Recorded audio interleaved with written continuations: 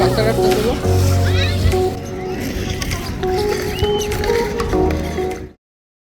একটি পার্ক, যা হলো শহরের যান্ত্রিক জীবনের মাঝে এক টুকরো সবুজের সমাহার, যা বিনোদন, স্বাস্থ্যচর্চা ও প্রশান্তির এক জায়গা। এখানে গাছপালা, খেলার মাঠ, হাঁটার পথ ও বসার বেঞ্চ থাকে। শুধু তাই নয়, শিশুদের খেলাধুলা ও বড়দের অবসর সময় কাটানোর জন্য উপযুক্ত একটি স্থান।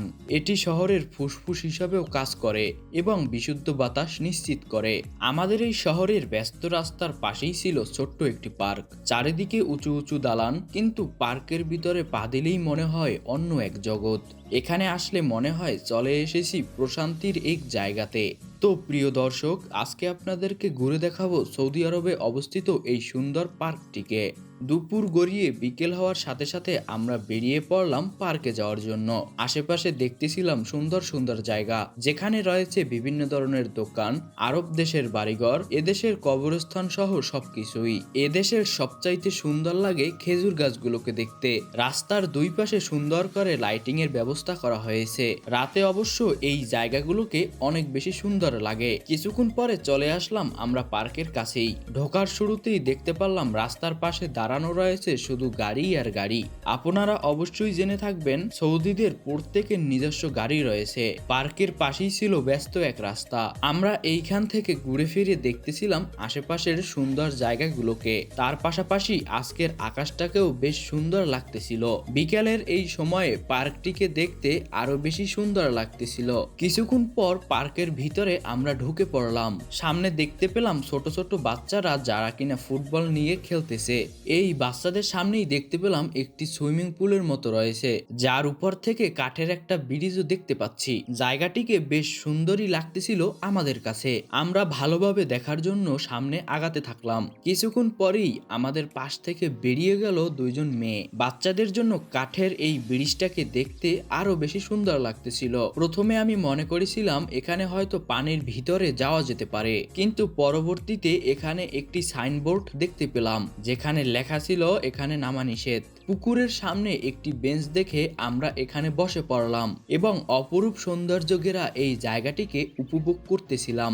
আশেপাশে দেখতে পাচ্ছেন সৌদি আরবের মহিলা এবং পুরুষ, তারা এই ঘাসের ভিতরে বসে তাদের এই সময়টাকে উপভোগ করতেছে। কিছুক্ষণ হাঁটার পরে সামনে দেখতে পেলাম বাচ্চাদের জন্য রয়েছে বিশাল একটি খেলাধুলা করার জন্য জায়গা। এসে পড়লাম এইখানে, দেখতেছিলাম কি কি রয়েছে বাচ্চাদের জন্য এই জায়গাটিতে। এখানে এসেই দেখতে পেলাম বাচ্চাদের জন্য রয়েছে অনেক অনেক ধরনের খেলাধুলার আইটেম। বাংলাদেশের একটি পার্কে এই রকমের বাচ্চাদের জন্য খেলাধুলার আইটেম ফ্রিতে পাওয়া যায় কিনা তা তো আপনারা অবশ্যই জেনে থাকবেন। সামনে আগাতেই দেখতে পেলাম আরেকটি জায়গা, যেখানে কিনা রয়েছে বাচ্চাদের খেলাধুলার জন্য অনেকগুলো সরঞ্জাম। এখানে সৌদিদের ছেলেমেয়েরা খেলাধুলা করতেছে, পাশাপাশি তাদের মায়েরাও কিন্তু এখানে দাঁড়িয়েছিল। সৌদি আরবের বাচ্চাগুলোকে দেখতে কিন্তু বেশ সুন্দর লাগে। হয়তো সারাদিন ব্যস্ত থাকার পর এই মানুষগুলো মুক্ত পাখির মতো তাদের জীবনটা উপভোগ করতেছে।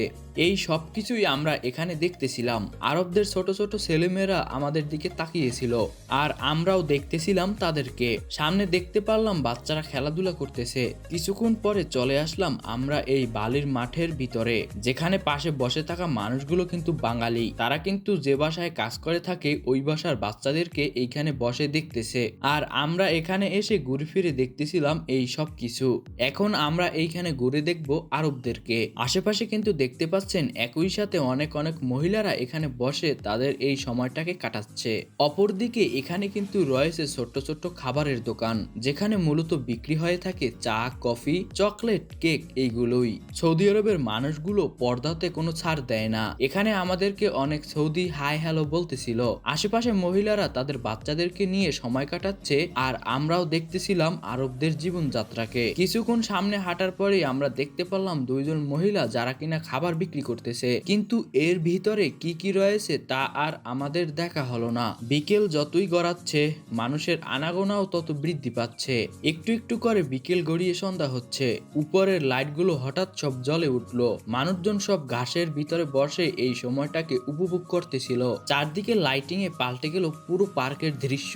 এখানে দেখতে পেলাম কাঠের এই বক্সের ভিতরে কি সুন্দরভাবে লাইটিং বসানো হয়েছে। দূরে দেখতে পেলাম একটি বাচ্চা, যে কিনা কুকুরের সাথে কথা বলতেছিল। এই ল্যাম্পপোস্টটিতে যেভাবে সিসি ক্যামেরা লাগানো দেখতে পাচ্ছেন, পুরো পার্কের চারদিকে এই রকমের সিসি ক্যামেরায় আবদ্ধ রয়েছে এই পার্কটি। এত উন্নত ব্যবস্থার কারণেই এই দেশে কিন্তু আইন শৃঙ্খলাকে মানুষ মানতে বাধ্য থাকে, যার কারণে এদেশে অপরাধ একদম কম। তো এই ছিল আজকের আরবদের নিয়ে তৈরি করা একটি ছোট্ট ভিডিওটি যদি আপনার কাছে ভালো লেগে থাকে তাহলে আমাদের চ্যানেলটিকে এখনই সাবস্ক্রাইব করে সাথেই থাকুন। দেখা হবে পরবর্তী এমনই কোনো ভিডিওতে। ধন্যবাদ।